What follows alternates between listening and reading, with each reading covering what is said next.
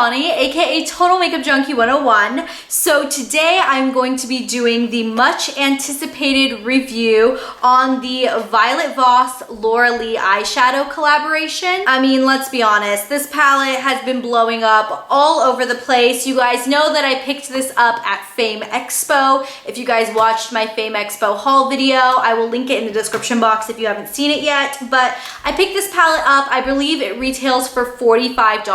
I wasn't initially going to do this video because I already did talk about these two palettes, the Holy Grail and the Drenched Metal palettes from Violet Voss, and I didn't really give them a stellar review at all.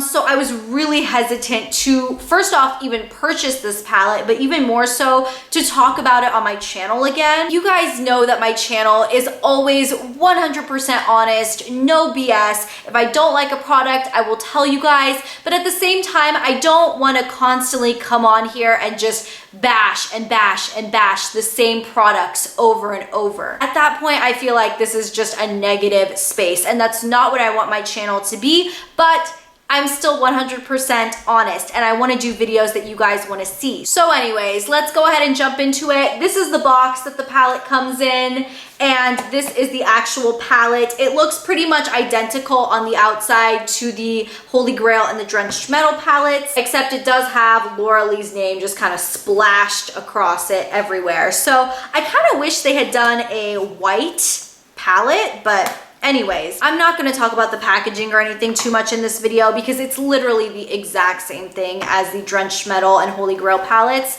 But anyways, these are the colors you're getting. There are 20 different shadows. You do get 36 grams of product between all 20 shadows here, which is a lot of product in every pan. So let's just go ahead and jump into swatches of this entire palette, and then afterwards I will talk about the texture of the shadows and my personal opinion on this palette. So here are the first two rows in the palette swatched. From left to right, we have Basic, Sugar, Press Pot, Mama Bird, Ragamuffin, Laura Lee, Tickled Pink, Hissy Fit, Biddy, and 1988. I would say those last three colors are probably some of my favorite colors in this entire palette, just because they do have that really dense metallic foiled finish. And then here are swatches of the third and the fourth row in the palette. From left to right, we have Fleeky, Britches, Fried, Yoshi, Rammer Jammer, Alabama, Whiskers,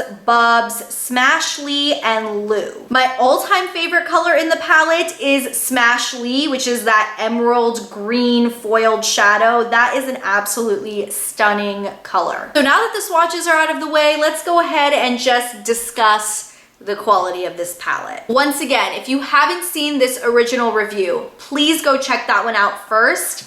But basically, I feel the exact same way about this palette. The shadows are so hit and miss. The mattes in this palette suck. They are so bad. They are so underperforming. They're not pigmented. Now, these like foily shadows here are definitely the best in this palette, but when you use those, you definitely want to use your finger to apply them, only because they have that really, really dense pigmentation to them that works best if you kind of smooth it on using your finger. The only colors that I really like in this palette are Hissy Fit, Biddy, and 1988, and then I really do like Smashly, which is that green at the bottom, but all of the other colors are not very good. I'm just gonna be perfectly honest and tell you there is a reason why when you see other YouTubers or Instagrammers swatching this palette, they only swatch these foiled shadows, and that's because those are the only good ones in here. And I just wanna clear the air and let you guys know that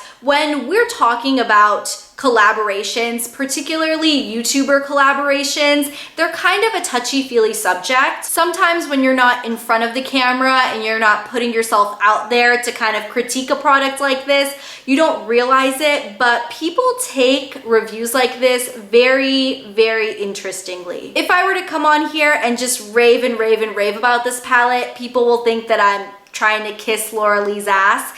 And if I come on here and just rant and just drag this palette down, which I personally don't like it, so that's what I'm doing, people are gonna think I'm just hating on her. So I just want to let you guys know that I'm not trying to critique Laura Lee as a person. I am just critiquing this palette. At the end of the day, if you are going to spend your hard-earned money, your hard-earned $45 on this palette, I think you should save it and spend it elsewhere. Unless you are die-hard in love with like these 4 shadows and you think it's worth it just to, you know, maybe try to make everything else work. But at the end of the day, $45 is a lot of money for private label makeup. I know I went on this whole rant in my previous video on the Holy Grail and Drenched Metal palettes talking about the whole idea of private labeling palettes. It's so inexpensive to do that. This palette is not worth $45. Violet Voss did not custom create this eyeshadow formula. They are just purchasing it from a private label company and slapping their name on it and slapping Laura Lee's name on it and selling it to you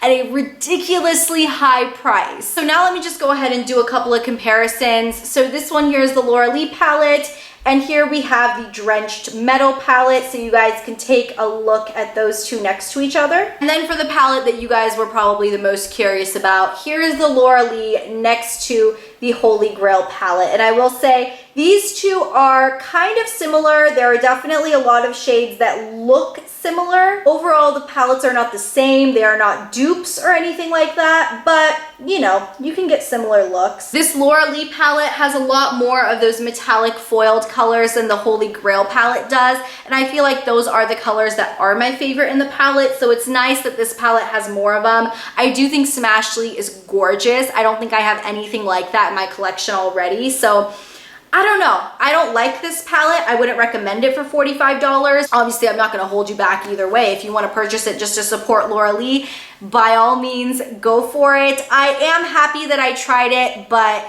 it's pretty much what I expected. So yeah, that's it. That is my review on this palette. If you guys are interested in seeing up close swatch pictures as well as an individual review on each and every color in this palette, go ahead and go to my blog post. I will link it in the description box for you guys. And I will say that for the time being, I am done purchasing Violet Voss eyeshadow palettes. I don't want to come on here and just keep hounding at the company. So unless they change their formula or do something different and stop private labeling, I'm not going to purchase their palettes anymore. So anyways, that's it. Thank you guys so much for watching, and I will talk to you guys in my next video very soon.